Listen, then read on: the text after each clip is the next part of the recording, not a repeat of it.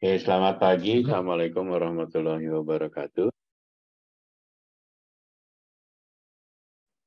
Selamat pagi. Waalaikumsalam warahmatullahi wabarakatuh. Selamat pagi, Mbak Dino. Oke, kita mulai ya. Jadi ini kelas 6B.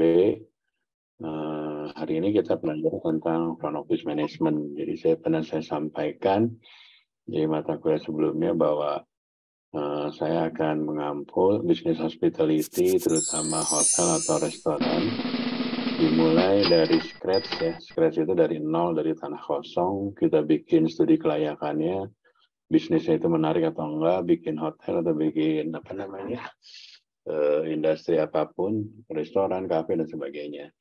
Nah, kalau di hotel kita mulai dari front office dulu, karena ini semuanya siswa dari divisi kamar harusnya bisa lebih engage ya, lebih bisa nyambung. Oke, saya minta Jihan bisa dibaca. Baik, Pak. Hotel categories. With the evolution of hotels and its proliferation around the world, it is impossible to categorize them under one term. It classifies them as given under A, location, B, number of room, C, ownership, D, pricing plan, E, type of clientele, F, length of guest stay, and G, facilities of birth.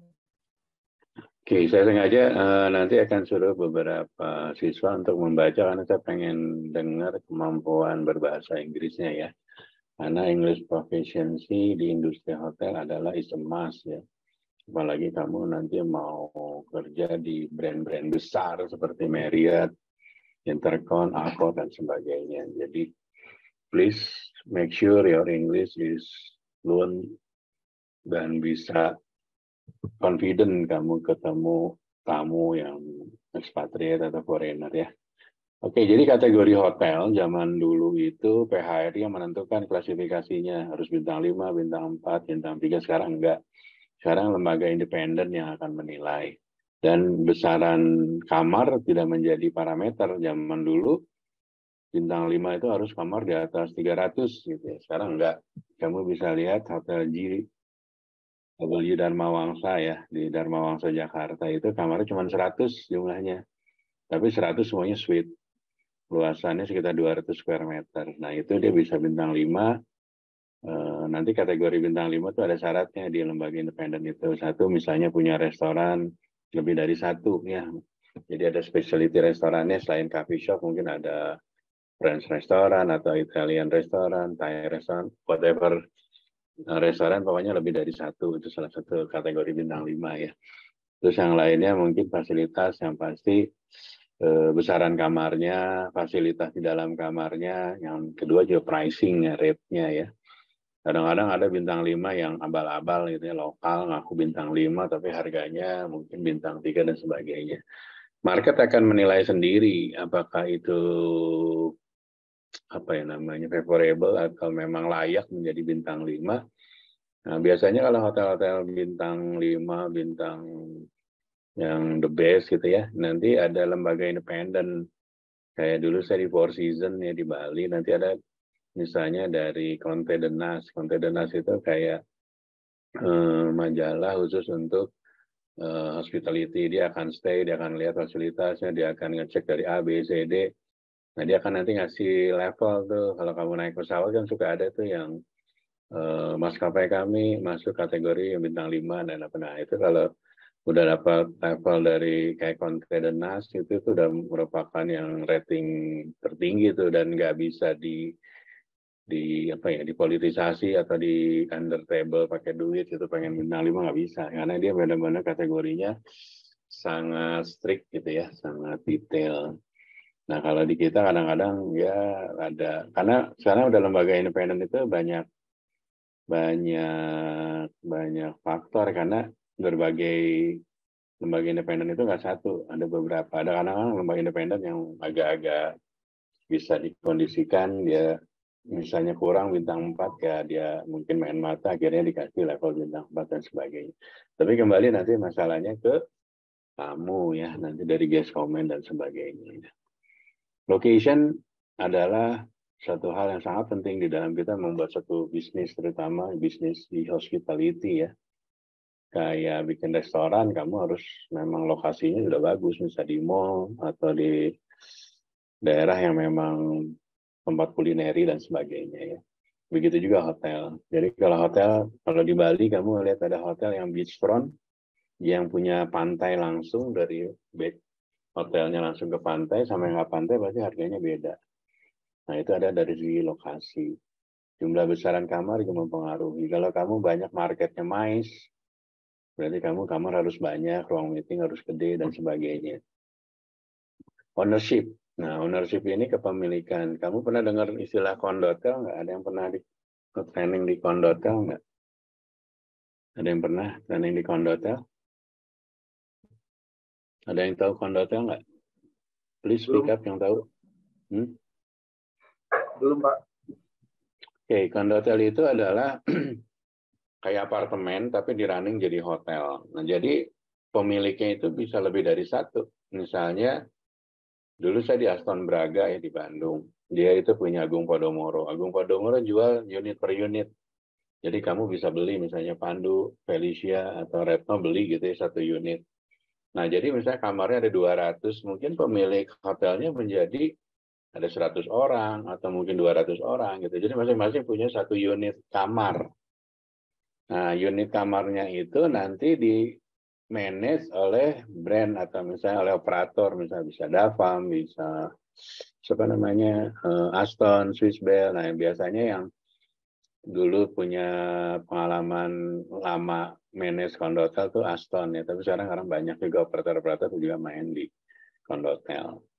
Nah, kondotel agak, kalau jadi GM, saya dulu jadi GM di sana agak ribet karena kita akan berhubungan dengan banyak owner. Beda dengan kita kalau punyanya ownernya satu orang kan lebih enak ya kita kalau diskusi mau apa. Kalau bayangin kalau kamu punya ownernya 100 owner gitu loh. Masing-masing owner kan punya kepentingan sendiri-sendiri. Ada owner yang kamarnya di lantai paling atas, ada owner yang paling bawah. Nanti ternyata lebih laku kamar yang paling atas. Nah, makanya di kondotel itu kita biasanya kita tidak melihat lokasi kamarnya dalam menjual ya. Jadi nanti pokoknya kamu misalnya beli satu kondotel misalnya 1 miliar gitu ya. Biasanya nanti oleh si pengembang itu kamu dijanjikan 1 miliar itu nanti kamu dapat setahun misalnya 10% dari penjualan kamar gitu. Misalnya penjualan kamar 10 miliar, kamar kamu belinya kan tadi 1 miliar, misalnya kamu dapat setiap setahun misalnya dapatnya misal 100 juta gitu. Nah, biasanya itu digaranti dalam 2 tahun pertama ya. Tahun ketiga keempat mengikuti dari hunian, okupansi. Pemaparan saya bisa dimengerti nggak? Bahasanya bisa dicerna nggak? Bisa, Pak. Bisa, Pak. Oke, selanjutnya kita ke pricing plan. Kamu udah diajarin ya cara menentukan, gimana sih menentukan harga kamar di lab? 500.000, 600.000, diajarin ya di front office. Ada yang tahu nggak cara menentukan harga jual kamar itu 400.000, 600.000, 800, dari mana caranya? Coba ada yang tahu nggak? Ada yang bisa nggak? Dari season sama forecast okupansi, Pak. Pak, misalnya kita bikin hotel baru nih. Kamu belum ada okupansinya kan? Kamu bikin bintang 4. Kamu mau bikin harga dilek di harga berapa? Caranya gimana? Tahu nggak? Kalau hotel udah running sih kan kamu pakai dynamic rate ya. Ngikutin dari okupansi. Apalagi kalau kamu pakai channel manager. Nanti di channel manager itu kita udah setting price. Pada tingkat hunian 60%, harga dilek 600. Hunian 70 naik ke 700. Itu hotel udah running, gampang. Tapi kalau hotel kamu baru buka nih, kamu menentukan harga kamar deluxe berapa, suite berapa, caranya gimana? Ada yang tahu nggak? Diajarin nggak di kampus? Dari survei marketing, Pak. Hotel-hotel yang setara atau yang berada di sekitarnya, Pak. Oke, good. Dari SWOT analisis. Terus dari kamu investasinya, kamu itu nggak? Misalnya SWOT analisisnya harga di Palembang harga 600.000, tapi ternyata kamu bikin kamarnya investment perungkinya bisa 1 miliar. Kalau 600.000 nggak nutup modal. Jadi gimana caranya tuh kalau gitu? Mungkin Ada yang tahu? dengan metode cost lalu ditambah plus pricing-nya, Pak. Ya, good. Jadi kita juga selain memperhatikan kategori tadi SWOT analisis, kita juga harus lihat nilai investasi kita, gitu kan. Jadi waktu pertama kali bikin hotel kan yang saya sampaikan di kuliah pertama. Misalnya kita nilai investasi kamarnya, total per kamar nih ya, misalnya kayak tadi 1 miliar. Atau 1 miliar dengan tingkat hunian Palembang 60%, kira-kira kalau mau balik modal di 10 tahun, misalnya harga jual kamu harus 1 juta. Ternyata market di Palembang bintang 4 nggak ada yang sampai 1 juta. Paling tinggi 800 gitu kan.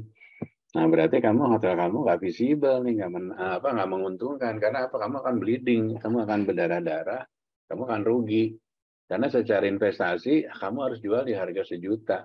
Tapi ternyata market di Palembang bintang 4 kamu nggak bisa jualan 1 juta. Kecuali produk kamu kayak bintang 5 dan sebagainya. Nah, jadi pricing itu adalah suatu yang sangat strategikal ya. Jadi dalam bikin harga itu harus benar-benar gitu. Nah, kalau kamu di brand besar, makanya saya saranin kamu nanti masuk jadi revenue manager ya.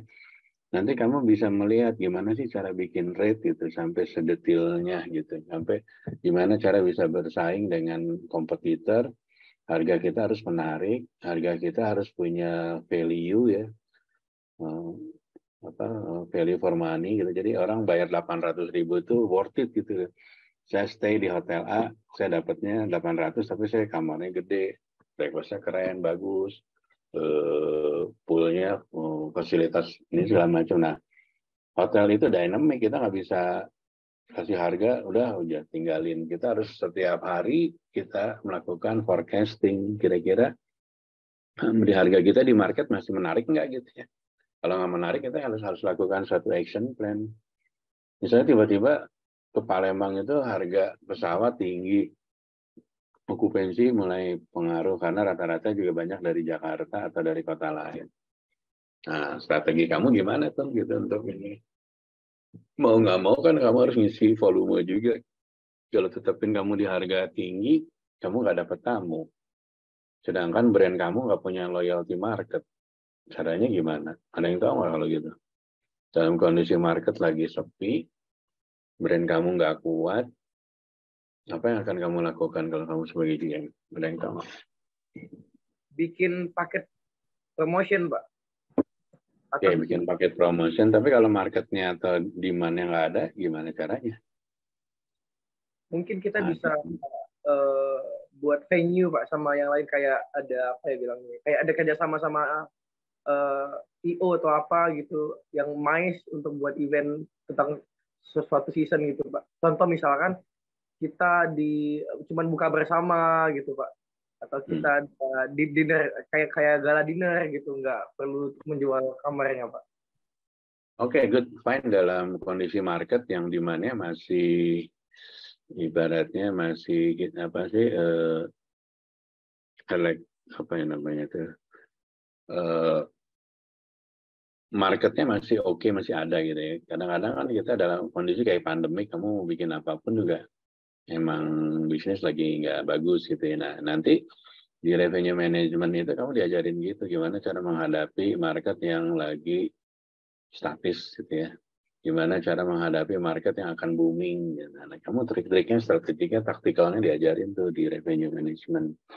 Mudah-mudahan nanti saya bisa ngasih beberapa materi revenue management ya, karena saya coba. Ini berapa kali pertemuan nih kita ya? Sampai UAS. Berapa kali pertemuan, ada yang tahu nggak? Halo. Kalau dari semester kemarin biasanya 8 kali pertemuan, Pak. Oh, 8 ya, harus padatin ya. Oke. Yang selanjutnya type of clientele. Tadi kan market ya. Jadi market kayak di Bali sekarang marketnya ada Chinese market sudah mulai masuk lagi. Russian belum, Australia udah masuk dan sebagainya. Nah, masing-masing market itu punya karakteristik sendiri. Mungkin kalau Chinese market jumlah volume kamarnya gede. Ada yang training di Bali nggak? Siapa yang pernah training di hotel di Bali? Ada yang di Bali? Gimana kamu? Di Padma Ubud, Bali, Pak. Oh, Padma Ubud. Dari Padma Ubud. Banyaknya marketnya dari mana, Padma? Kalau masih pandemik dia Australia, Pak. Cuman begitu dia setelah Lebaran bulan Juni, masuk bulan Juli itu udah banyak yang dari Singapura juga. Oke.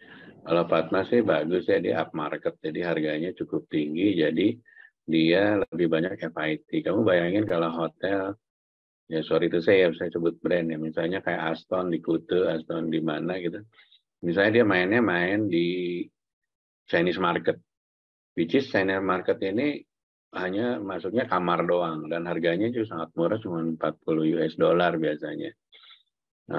Karakteristiknya dia datang, check-in, dia breakfast, habis breakfast dia jalan-jalan, balik-balik malam. Jadi F&B-nya nggak ada yang jualan. Jadi kamu berharap jualan F&B untuk Chinese market kecil ya, untuk yang grup ya, sorry ya, kita cerita bukan FIT ya.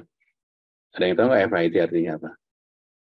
Free individual traveler, Pak.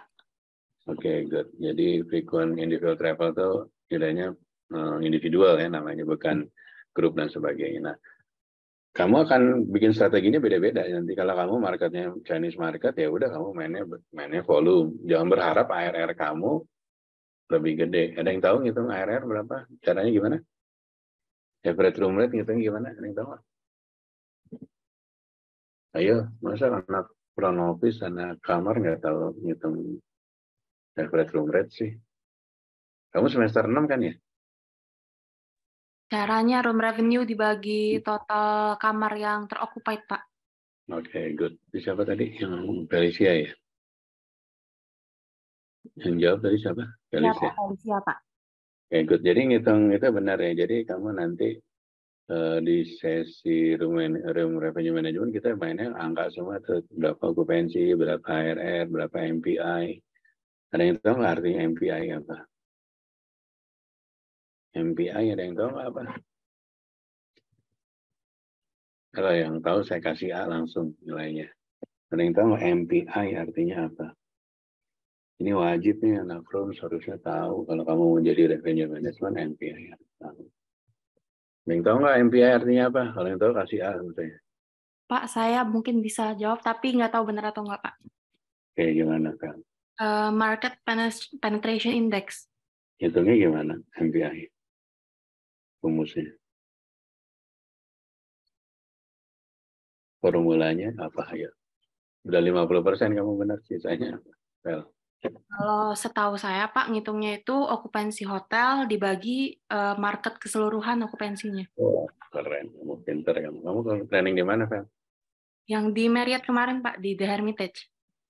Oh, di Hermitage. Ya, good. Kamu di front desk juga ya, gitu ya? Iya, Pak, di front office. Oke, kamu harus aktif kayak Pandu, karena Felis kalau itu masuk ke benak saya nama Pandu, mana Felis, pasti nilainya pasti lebih. Kalau orang aktif di kelas saya pasti saya kasih nilainya lebih. Oke, good ya. Jadi MPI itu gimana cara hotel kita bisa penetrate market, kita bisa menang bersaing dengan kompetitor, parameternya dari MPI. Kalau MPI kita di atas 1, artinya kita bisa mengakuisisi tamunya hotel lain, kita bisa ambil gitu. Dalam artian gitu, misalnya di dalam satu daerah di Palembang itu ada 1.000 tamu. Nah, 1.000 tamu dibagi 10 hotel.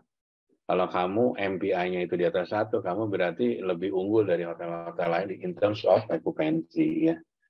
Jadi good tadi Felicia, bagus. Nah, lanjutnya length of stay. Length of stay nanti kan ada mungkin ada long stay engage, mungkin di Hermitage banyak ya. Long stay engage ya. Banyak, Pak, untuk long stay-nya. Saya kemarin ketemu Pak Heri itu di GM meeting di St. Regis Jakarta. Oke, lanjutnya fasilitas di over. Fasilitas di over kan macam-macam ya. Ada yang kalau kamu ke misalnya brand-brand besar kayak Four Seasons itu kan dalam satu hotel itu ada khusus tempat yoganya, ada khusus buat meditasi, ada khusus buat benar-benar laser gitu ya, villanya langsung satu sama masing-masing villa ada dedicated poolnya, bla bla bla sebagainya. Nah, masing-masing hotel atau villa itu mempresentasikan harga dan brandnya, harga dan level of bintangnya ya.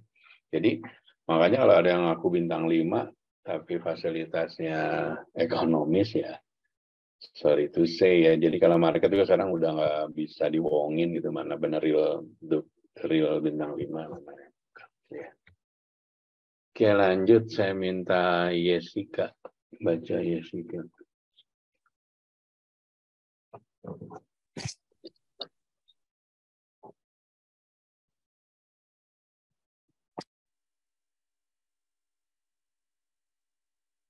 One, location. Hotels are classified by their location as follows. A, downtown. B, suburban. Suburb. Yuk, lanjut Jessica. Maaf Pak, sinyal Jessica terputus. Ya. D, airport. E, motel. F, camps. Oke ya, jadi lokasi hotel sekarang diklasifikasikan dari dulu juga ada downtown, ada resort, ada airport. Nah sekarang lagi ngetren glamping ya, glamping, glamoring camping gitu ya. Jadi di beberapa daerah, terutama di Jawa ya, kayak di Bandung tuh, di Lembang, di Bogor, di beberapa Jogja yang bisa di kaki gunung, di pesisir sungai gitu ya, itu lagi ngetren.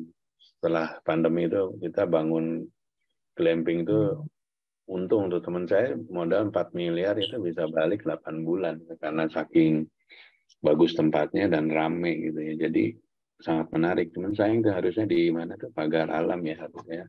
Palembang tuh ada satu orang yang bisa bikin itu, kan bagus tuh itunya, apa, ambience-nya, apa, lokasinya, cuman kejauhan ya dari Palembang.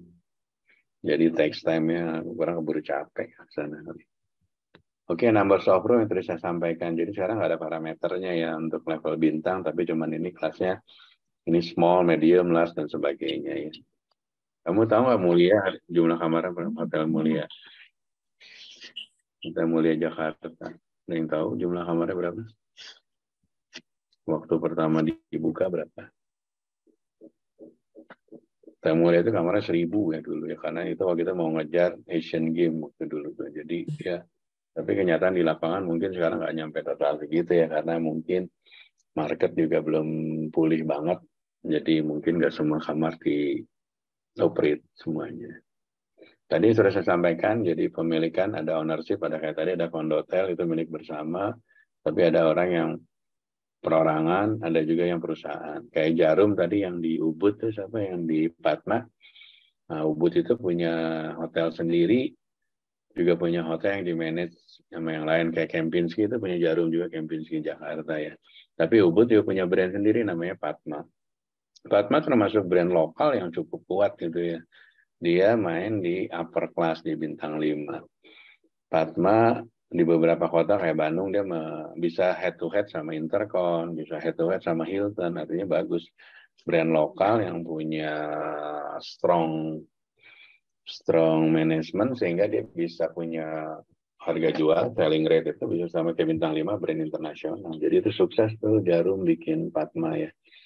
Cuman Jarum itu kan udah kaya lah gitu ya, jadi nggak niat bikin brand gede, itu brandnya punya milik sendiri dan hotelnya punya sendiri, dia bukan hotel orang yang di-manage gitu. Jadi yang di Bandung, di Ubud, di mana lagi, Legian, di Kerawang itu semua, Semarang punya grupnya Jarum. Pricing plan, nah nanti kamu kalau belajar di revenue management kita akan cerita package nih ceritanya nanti, yang room only, room include breakfast, room include dinner, bla bla bla dan sebagainya ya. Kalau zaman dulu kan lebih theoretical, European plan, American plan, dan sebagainya. Nanti di kenyataannya di industri, nggak cerita lagi European plan, American plan sih. Gimana jualannya, room only, run of the house. Ada yang tahu artinya run of the house apa? Anak room. Run of the house artinya apa? Kamu harus terbiasa ya dengan istilah-istilah di industri hotel ya. Kalau kamu mau kerja di run of the house apa artinya, ada yang tahu? Felicia tahu? Kalau setahu saya itu kamar terakhir yang tersedia, Pak. Ya, ada lagi yang tahu apa? Belum tepat. Run of the house apa? Ada yang tahu nggak? Pandu? Retno? Jihan? Ada yang tahu? Jessica? Tahu nggak? Apa artinya run of the house? Kalau kamu nanti training, lagi kemarin training, ada yang bilang nggak, anak staffnya ini, jadi kita running run of the house ya, gitu. Ada yang tahu nggak? Artinya apa sih run of the house? Jadi run of the house itu kalau kamu jadi sales ya, kamu kamarnya misalnya banyak, kamarnya ada 200 nih. 200 itu tipe kamar kamu kan dari superior, deluxe, terus misalnya grand deluxe, bla bla bla. Tiba-tiba ada grup nih, misalnya di Palembang ada grup sepak bola kemarin Indonesia bisa lawan Qatar gitu ya. Satu grup itu Qatar bisa perlu kamar 100 kamar. Kamar kamu ada misalnya 150 gitu. Kalau masukin semua ke superior kan nggak cukup. Superior kamu mungkin hanya 20-40 kamar. Akhirnya superior, deluxe, grand deluxe di running jadi satu rate. Pakai rate-nya satu. Rate-nya superior, itu namanya run of the house. Jadi ya karena kita dapat volume gede, kita harus berkorban sebagai orang hotel. Ya udah gue jual harganya harga superior, gue kasih kamar semua. Kamar sampai grand deluxe dikasihin semua. Berarti itu namanya run of the house istilahnya. Jadi kalau ditanya run of the house ya itu karena kondisi ada grup besar perlu kamar yang kategorinya nggak cukup kalau superior doang. Jadi mau nggak mau yang deluxe sama grand deluxe harganya disamain ke superior yang lebih murah gitu. Nah itu namanya ROH ya, run of the house. Oke, kita lanjut. Nah ini structure organisasi. Kalau kamu di front office mungkin kamu udah tahu ada FOM di bawah segala macam. Zaman dulu masih reservation under dari FOM ya. Tapi sekarang reservation udah under siapa yang tahu? Reservation di bawah siapa sekarang? Under siapa? Sales, Pak. Selain sales yang paling update lagi di bawah siapa? Yang terupdate Hermitage di bawah siapa reservation? Masih di front office kalau Hermitage, Pak. Jadi sekarang ini kita di bawah revenue management. Jadi revenue manager itu membawa reservation. Dia reporting line-nya nanti si revenue manager langsung ke GM. Jadi saya dibantu oleh revenue manager, dia yang jadi kayak rambu-rambu nahkoda gitu kan. Pak ini kondisi market lagi gini, okupansi segini, kita mau jual harga segini nggak gitu kan. Atau kita mau nggak bikin iklan di Traveloka, kita bikin flash sale gitu ya, untuk ngejar weekend gitu. Nah, si revenue management ini, walaupun levelnya slightly below atau mungkin sama dengan FOM, tapi dia bisa mengintervensi FOM, bisa mengintervensi sales, terutama dari harga jual ya. Dia menentukan lagi kamar. Dulu kan FOM yang punya hub jualin kamar ya. Nanti revenue manager yang punya.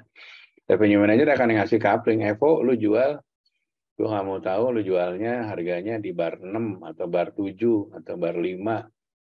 Udah kekunci di situ. Anak FO nggak boleh jualan harga di atas harga itu. Nah itulah kesaktiannya revenue manager saat ini. Dia bisa menentukan. Dia bisa protes ke sales, jangan jualannya jangan harga murah mulu dong gitu kan. Ini market lagi bagus. Ini nggak bisa kalau grup-grup yang gini. Nah kayak gitu. Jadi revenue management itu benar-benar ampuh ya. Jadi saya kebantu banget sama revenue manager. Jadi kita kalau di sistem revenue management udah bagus itu. Sekarang misalnya tanggal berapa? Misalnya tanggal 1 Februari lagi. Saya closing akhir Februari saya udah bisa tahu saya akan closing di 50%. Dan biasanya yang kali 50% itu plus minus nggak jauh gitu. Kalau jagonya orang revenue manager, dia bisa bikin forecastingnya itu bisa tepat. Le Méridien Jakarta ya, karena memang hotelnya udah running udah lama, algoritma sistemnya udah jalan bagus, jadi dia tuh forecastingnya selalu tepat. Jadi hari ini tanggal 1 Februari, dia memforecast tanggal 28 tuh, bulan Februari closing di berapa? Dibilang closing 77. Closingnya benar-benar 77. Saking kerennya itu sistem. Jadi kita kayak pilot gitu. Jadi landingnya tuh enak gitu. Udah ketahuan lah. Akhir bulan ini saya closing cuma 70 misalnya. Atau closing cuma 50. Berarti saya nggak boleh nambahin DW dulu kalau saya sebagai GM ya. Saya nggak boleh belanja dulu untuk capex, belanja dulu engineering, saya tahan-tahan. Gitu.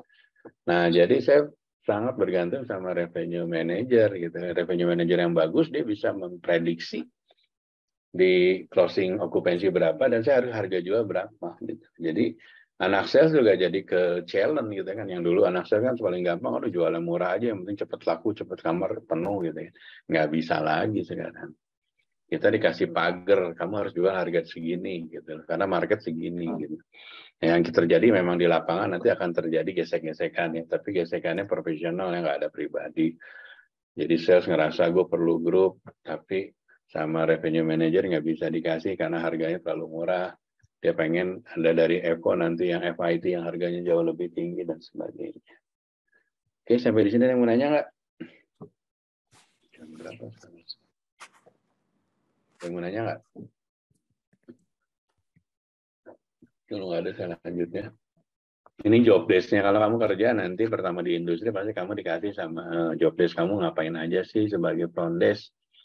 Mulai dari ngecekin tamu pre-check-in, pre-arrival, nyiapin billing tamu mau check out, bla bla bla sebagainya. Nanti ada namanya job description. Jadi kamu pertama kali masuk nanti kamu dikasih job desk, nanti kamu tanda tangan di sini. Termasuk tanda tangan host bank ya. Host bank apa? Ada yang tahu host bank? Yang training di FO. Host bank apa artinya? Host bank apa artinya? Yang training di front desk apa? Host bank tahu nggak? Saya nggak tahu host bank sih. Saya izin menjawab, Pak. Hmm. Kalau host bank itu adalah uang yang harus disiapkan oleh FO kasir, Pak, sebelum memulai shift-nya. Good ya. Jadi nanti kamu dikasih kontrak tuh pertama kali kerja, misalnya kamu kerja di area duta Palembang misalnya. Saya nggak tahu sih sekarang dia siapa. Jadi selain job desk nanti kamu dikasih host bank, misalnya 2 juta. Di situ ada kontraknya bahwa 2 juta itu digunakan untuk operasional hotel, untuk kembalian uang, orang paid out. Nah, paid out ada yang tahu apa istilahnya paid out? Ada yang tahu nggak paid out artinya apa? Yang training di front desk pernah ngeluarin paid out-nya? Itu pengeluaran uang dari kasir untuk keperluan hotel, Pak. Kayak gimana?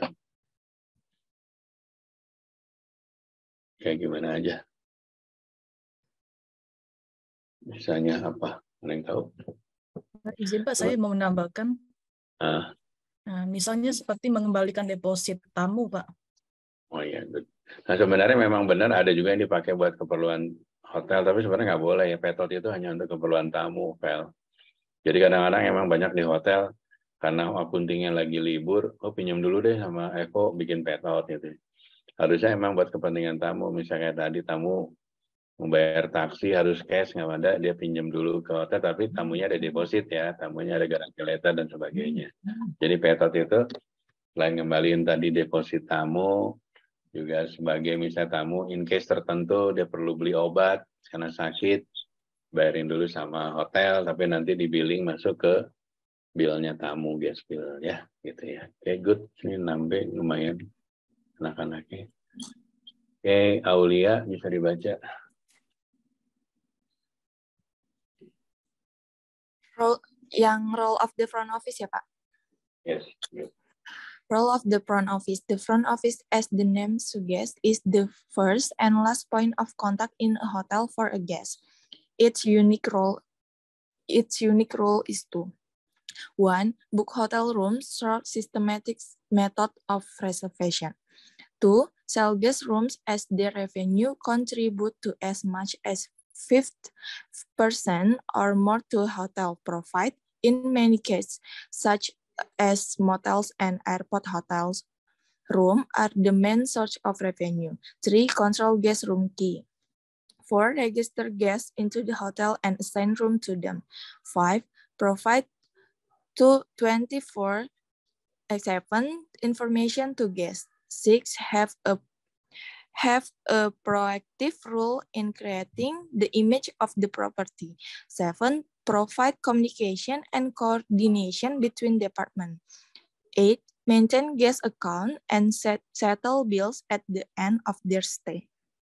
9. Contribute high profit margin as the cost of room sales is relatively low, as the only variable costs are the consumable, guest supplies, and amenities.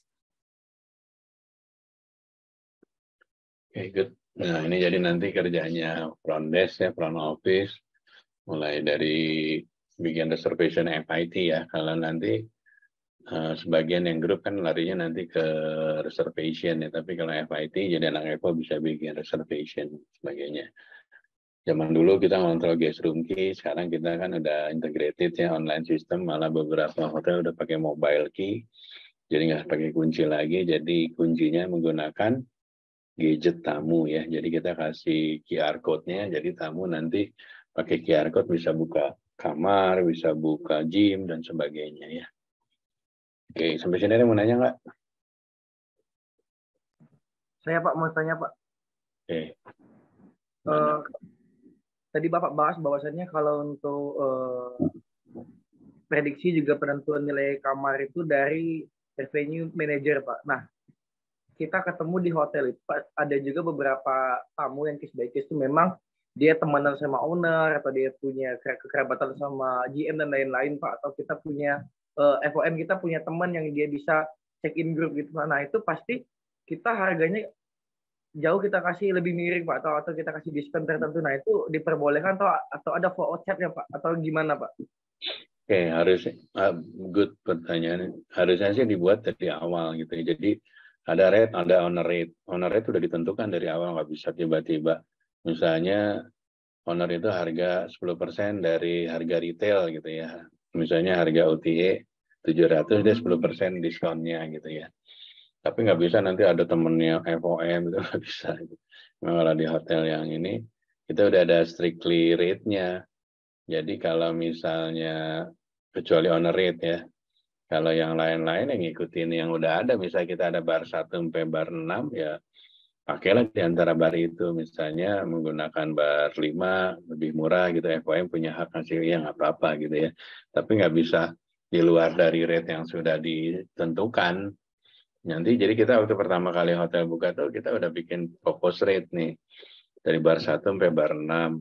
Harga retail berapa, terus harga agent berapa, sampai termasuk harga owner. Di luar dari itu nggak ada. Walaupun GM punya teman, ya pakai barnya aja. Supaya jangan kebanyakan rate. Kalau kebanyakan rate pusing, nanti kesian anak salesnya. Yang audit juga bingung. Di situ kan dari bar 1 sampai bar 6 aja udah banyak tuh rate-nya, ya nggak? Mainin di situ aja sih. Kecuali owner ya. Kalau owner biasanya kita ada ngasih owner rate. Tapi di beberapa brand kayak di Marriott, owner juga bayar. Tapi mungkin harganya, ya tadi saya bilang 10% di bawah retail rate. Retail rate misalnya tadi kayak Gagoda, Peggy dan sebagainya, harganya berapa di situ, ya dia diskon 10%. Jadi nggak sembarangan main dari bar aja, itu Pandu ya. Terjawab? Dikit Pak, berarti kalau misalkan kita nggak bisa menentukan harga atau nggak bisa jauh banget kata Bapak, berarti kalau misalkan kita kasih opsi lain kayak misalkan kita kasih buat voucher dinner, kemudian juga ada tambahan waktu buat spa dan lain-lain, itu termasuk diperbolehkan Pak ya? Kalau untuk hal lain juga. Tapi justru itu kita nanti di revenue meeting, kita nanti akan di revenue meeting itu kita bikin package gitu. Nggak bisa kamu di depan jualan paket sendiri, nggak boleh. Jadi kita udah nentuin di revenue meeting, nanti kita akan bikin revenue manager ini gimana nih untuk menghadapi ini, kita bundling deh, jualan room include dinner, atau room include tadi spa dan sebagainya. Package itu ditentukan dulu di awal, nggak bisa giliran ada tamu gini kamu upselling ke situ. Tapi udah ada package-nya, kita bikin package. Nanti kamu nih bikin di website atau bikin di digital media kayak Instagram, Google AdSense dan sebagainya.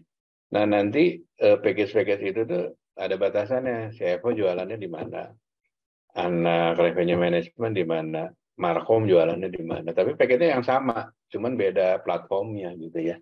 Nah jadi kamu anak EVO ya jualin ya nanti yang udah diputusin manajemen. Misalnya kita udah jualan room include spa, room include dinner, room include kalau ada hotelnya resort, misalnya include golf gitu kan. Ya macam-macam, tapi udah ditentukan di awal. Nggak bisa inisiatif sendiri kan, udah disetting di awal. Jadi setiap kita revenue meeting kita selalu bikin package mau Valentine bikin apa nih gitu. Kita udah ada kalender event setahun. Nanti lebaran jualannya modelnya gimana dan sebagainya. Gitu ya. Oke, selanjutnya ini yang model reservation ya. Biasanya kan reservation semuanya book in advance ya. Ada satu brand dulu yang cukup sukses waktu kita pandemi. Dia mengeluarkan yang namanya book now, stay later gitu ya. Jadi harga bintang 5 yang biasanya 5 juta, 10 juta, waktu itu diisuan karena lagi pandemi ya. Dia perlu uang cash, tapi harus bookingnya sekarang, bayar sekarang gitu ya. Jadi harganya dikasih harga cuma 1 juta sampai 2 juta. Itu banyak tuh laku sekarang yang mau nginep di Ritz-Carlton atau W di Bali yang biasa harga 5 juta, sekarang cuma 2 juta tuh banyak kan. Nah, si hotel itu akhirnya alhamdulillah pas lagi pandemik dia bisa dapetin sampai 1 miliar gitu. Pada pandemik loh ya, dalam situasi pandemik dia bisa dapetin duit 1 miliar di muka. Jadi orang bisa mau stay untuk setahun ke depan dengan harga 1 juta di bintang 5 kayak Ritz-Carlton atau Bulgari dan sebagainya gitu. Nah, itulah strategi yang dibuat oleh, tapi brandnya itu cukup besar, brandnya well known gitu ya. Nah, di Indonesia tuh banyak orang yang ikut-ikutan. Ada satu hotel di Jogja ikut-ikutan bikin, padahal dia hotelnya independen. Dia bilang book now, stay later. Sekarang siapa yang mau ngebooking di hotel yang mohon maaf tidak jelas brandnya gitu ya. Toh dia datang go show pun banyak hotel di Jogja atau di Bandung gimana. Tapi kecuali brandnya udah bunyi, brandnya bintang 5 harganya segini, harga sekarang lagi murah, pasti orang pengen dong ya nggak ini. Nah inilah jadi kita nggak selalu bisa mengcopy pola promosi yang belum tentu cocok dengan kita punya hotel. Ya, paham ya? Kita lanjut. Nah ini kamu yang tadi yang di Hermitage sebagai JRO kerjanya kan udah tahu ya. Kadang-kadang kita harus escorting VIP, siapin amenities VIP dan sebagainya bla bla bla. Termasuk kita, kalau saya dulu di Four Seasons kita ada session namanya Tell Me You Know Me ya. Jadi Tell Me You Know Me ini kita ngasih tahu karakternya tamu masing-masing. Ya karena dulu kan di hotel Four Seasons itu yang datang rata-rata orang super kaya lah gitu, kayak Michael Jackson gitu check-in gitu, atau Mick Jagger gitu misalnya check-in. Itu tuh kita waktu kita masuk karyawan ya, kita masuk datang ganti baju pansin, terus ganti baju, terus di mading di sekitaran koridor hotel itu dikasih tahu namanya Tell Me You Know Me. Jadi Mr. Jack gitu ya, kesukaannya apa, ketidaksukaan apa. Nah kita harus di apa sih namanya, di drill down gitu, kita harus tahu kesukaan dan ketidaksukaannya, dan kita harus menyebut nama kalau memang diperbolehkan, kalau enggak ya harus sir, ma'am, segala macam.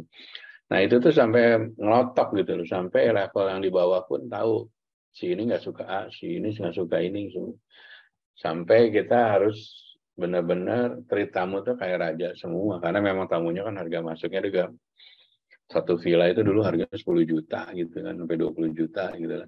Jadi tamu yang di situ worth it lah kita perlakukan sebagai apa namanya, dan memang tamu-tamu yang datang juga memang orang-orang top lah gitu ya. Nah inilah tugas dari front desk, guest relation, duty manager, apalagi ya. Dulu saya di Four Seasons itu kita dikasih pin bendera masing-masing. Jadi dulu ada ration front desk itu, jadi orang Rusia yang berbahasa Rusia, jadi tamu Rusia ya dia yang maju.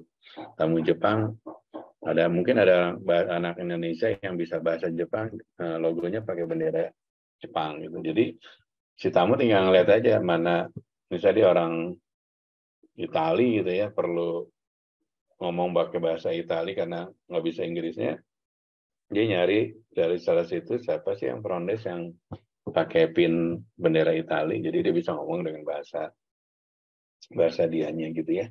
Nah itu salah satu contoh gimana suatu hotel itu mikirin sampai ke detail itu gitu loh. Tamu itu harus di-treat seperti di rumah sendiri, jadi nggak di negara lain tuh dia nggak merasa terkendala gitu ya. Oke, ini zaman dulu kan kita front office dipisah ya, ada cashiering, ada reception, sekarang udah digabung. Jadi ya anak reception bisa cashier dan sebagainya. Kerja duty manager, kamu nanti udah jadi front office, front desk, naik asmen, jadi duty manager, FOM, ini job list-nya ya. Intinya sih make sure semua tamu kepentingannya bisa terpenuhi dalam artian yang normal ya. Terus komplain-komplain bisa dihandle dengan proper. Nah, duty manager juga mewakili, misalnya saya sebagai GM kan, kalau malam hari kan nggak mungkin saya nongkrong di lobby ya. Nanti duty manager lah yang menjadi represent dari GM. Makanya dia memberikan keputusan-keputusan, kadang-kadang kita kasih agak-agak lebih tinggi, karena nggak bisa nungguin keputusan GM kan, besok pagi dia harus malam itu bisa mutusin ya, dia harus putusin. Dan kita sebagai GM bisa support sebatas memang common sense ya, business sense. Ini contoh dari BLDes ya, kamu nanti kan udah ada materinya kamu pelajarin. Intinya apa sih di dalam kerjanya BLDes? Kalau kamu dulu pernah lihat filmnya Julia Roberts sama itu tuh yang cerita tentang di New York seorang bellboy atau concierge itu bisa punya kartu kredit banyak. Dia itu kerjanya ya adalah menghandle kebutuhan tamu, mau check-in nonton konser, misalnya konser K-pop, konser apa gitu, dia nyiapin tiket A, B, C, D-nya. Saking perlunya banyak itu dia harus punya kartu kredit yang banyak. Nah di situ seorang bellboy atau konser itu bisa engage sama tamu sampai banyak beberapa yang menjadi butler ya, jadi personal assistant dan sebagainya ya. Jadi kamu nanti mau kerja di misalnya di luar negeri gitu ya, kamu jadi bellboy di brand besar. Kalau di brand besar kamu tuh nggak ada perbedaan ya, misalnya bellboy orang Amerika sama orang Meksiko sama orang Indonesia gajinya sama karena kita ada equal kesempatan, equal opportunity. Jadi tidak ada pembedaan, nggak boleh rasial gitu ya. Jadi harganya akan sama. Nah disitulah kita bisa belajar banyak. Oke, ada yang nanya? Kalau nggak ada, nanti jangan lupa ini kuisnya ya. Kuisnya di di email, emailnya ke sini ya, dl@poltekpar@gmail. Jangan lupa nama kelasnya disebutin nih, Poltekpar Palembang /dik 6B ya, /hospital. Karena saya ngajar di kelas lain dan kampus lain supaya gampang nanti saya menilainya. Oke, any question so far? Ada yang mau nanya nggak? Kalau nggak ada, saya akhirin ya. Tolong sekarang dibuka videonya untuk di foto dulu. Ketua kelas siapa ketua kelasnya? Saya lupa. Ketua kelasnya siapa ya? Marwan Pak, Marwannya lagi di scan Pak yang ke Jogja. Oh ya udah, yang itu ada yang bisa tolong fotoin, nanti di share di grup ya. Tolong yang nggak masuk jadi Marwan sama siapa ya?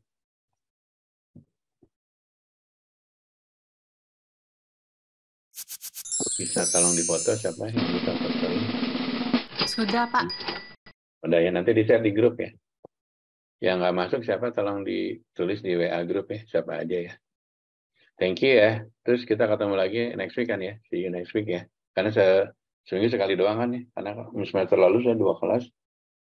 Masing-masing 2 hari. Karena nggak sehari doang kan ya. Seminggu sekali kan ya. Ya, Rabu betul, Pak. doang. Iya Pak. Oke, thank you and see you next week ya. Bye. Thank you, Pak. Thank you, Pak Dino.